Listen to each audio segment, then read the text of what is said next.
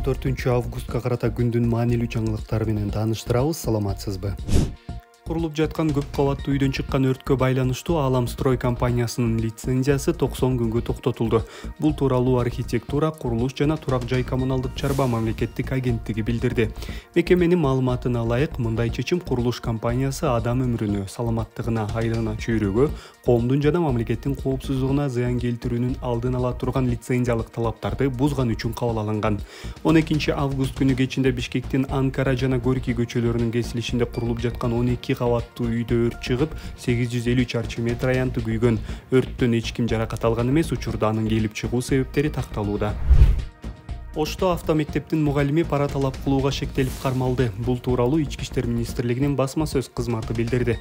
Маалыматка ылайык, Ош шаарынын 28 жаштагы тургуну 5 августта милицияга арыз менен кайрылган.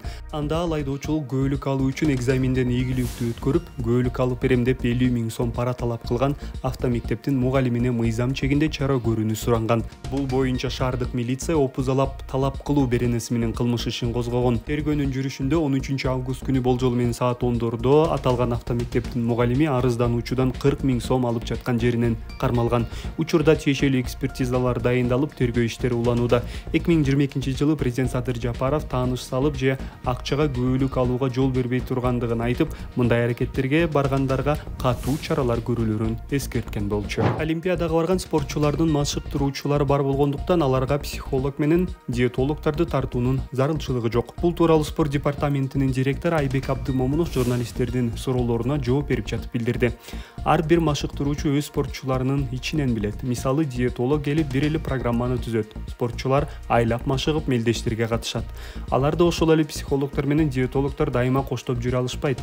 Программа түзүп бериши мүмкүн, бирок ар кандай учурлар болот. Машыктыруучулар балбандар үчүн машыгуу жыйындарынын, жолугушуулардын 1 жылдык планын түзөт. Балбандарды кийинки олимпиадага даярдоо үчүн 4 жылдын ичинде бул программалар өзгөрүп турат. Башкы машыктыруучулар ошол программалардын негизинде ишке киришет. Психологдор менен диетологдорду тартууга зарылчылык жок, деди Абдымомунов. Ошол эле маалда мушкер Мунарбек Сейитбек уулу олимпиадага машыктыруучусуз барса, суучул Денис Петрашов тамак аш жагынан көйгөйлөр болгонун айткан. Балбан Үзүр Жусупбеков Кыргызстандын олимпиадалык курамасында психологдор менен диетологдор жок экенин айтып, тамак аштан кыйналганын билдирген. Президент Садыр Жапаров кыргыз спортчуларынын тамак ашы жөнүндө айтылган сындар боюнча комментарий берип, жакшы кетип бараткан иштерди бурмалай бериштин кереги жок экенин белгилеген.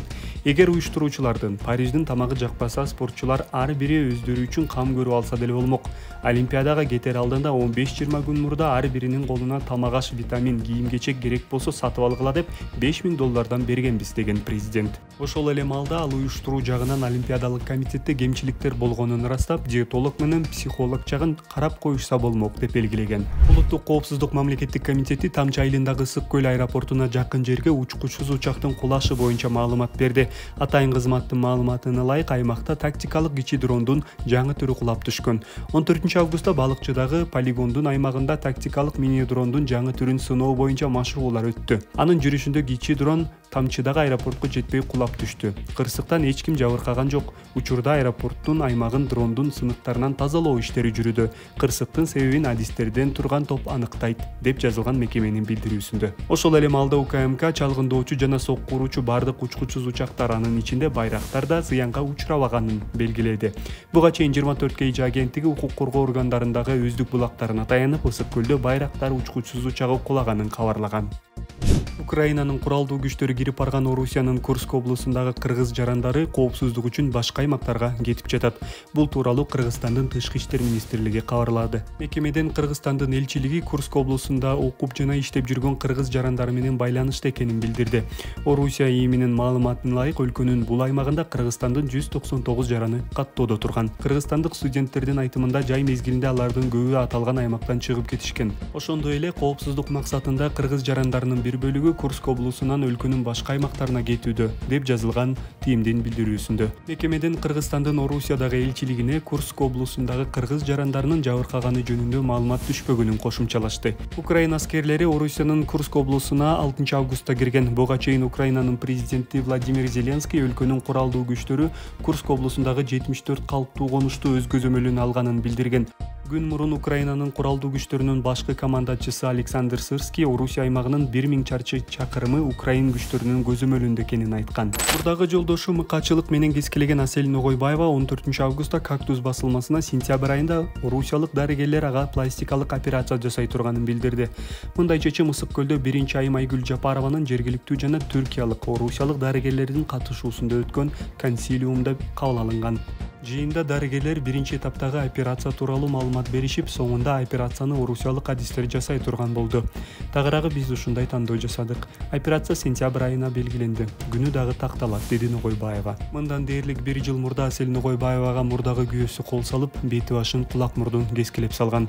Айыпталуучу мурдада бир нече жолу Аселге кол салып, зордуктаган. Сот аны зордуктоо боюнча күнөөлүү деп таап, бирок пробациялык көзөмөл менен бошоткон. Ногойбаева соттун чечимине каршы арызданган. Аселдин мыкаачылык менен кескиленгени коомдоочу жараткандан кийин Эстебесов зордуктоо беренеси боюнча 8 жылга эркинен ажыратылып, үстүбүздөгү жылдын январында кыйноо беренеси боюнча 20 жылга кесилген. Бирок Зөкүр абакта отурганына карабай Ногойбаеваны коркутуп үркүтүп келет. Мамлекеттик Осман Airlines компаниясы өлкө ичиндеги бардык багыттар боюнча, анын ичинде Талас, Нарын жана Каракол шаарларына каттамдарды аткара баштайт. Компаниянын коммерциялык директору Айдай Шайылдабаеванын айтымында, аймактар аралык каттамдар 3 бурчтуу схема түрүндө ишке ашырылат.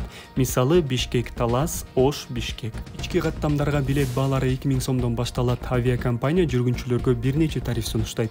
Супер эконом багажы жок 7 кг кол жүк, толук эконом 15 кг багаж жана кол жүк, флекс эконом 15 кг багаж, 7 кг кол жүк, орундукту тандоо мүмкүндүгү жана кезексиз тейлөө. Osman Airlines Манас эл аралык аэропорту ачык акционердик коомунун туунду компаниясы болуп эсептелет.